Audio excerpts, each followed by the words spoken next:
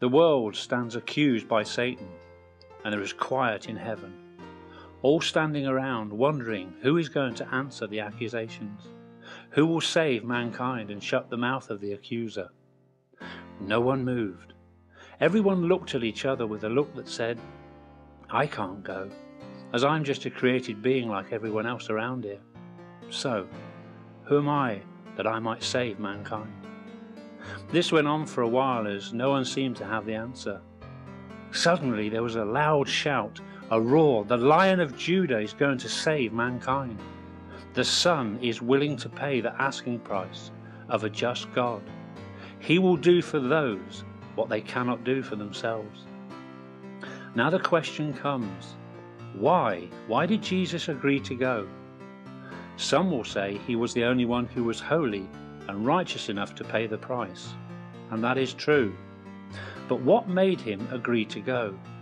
There had to be a reason other than knowing about himself, that which we have just stated. A man will not do something or go somewhere for another just on knowledge about himself.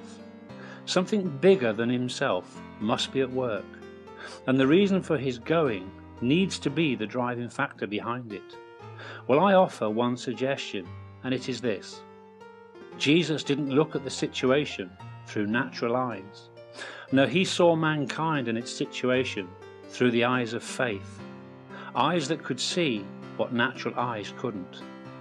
Now, when you come to a mountain and all you see is rock, hard rock, maybe even granite, what do you see? Do you see the obvious, or do you see the gold buried thousands of feet below?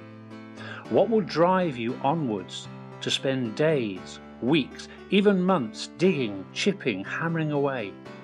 Faith. Faith that believes what the eye cannot see. Jesus looked into eternity future, and that's you and me, and he saw deep in the bowels of humanity what God had buried there.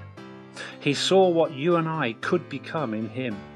He saw that nugget of gold that was deep inside you and me, that was worth fighting and dying for. He saw the completion of the Father's plan, the plan to build one nation out of many who would worship him in spirit and in truth. So when you see a woman lying in the gutter, covered in sores and dirt, with needles emptied of their drugs into her arm, do you see the addict, or do you see the beautiful woman coming down the aisle, dressed in white, with eyes only for you, about to dedicate her whole life to you as her husband?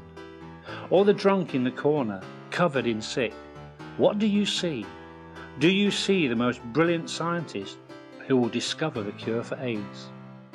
One thing I do know is this, and that is that you will never know until you begin to use those eyes of faith that Jesus had when he looked into the future and saw you and me waiting to be born, sinful, drug-filled, alcohol abused, discarded by the world.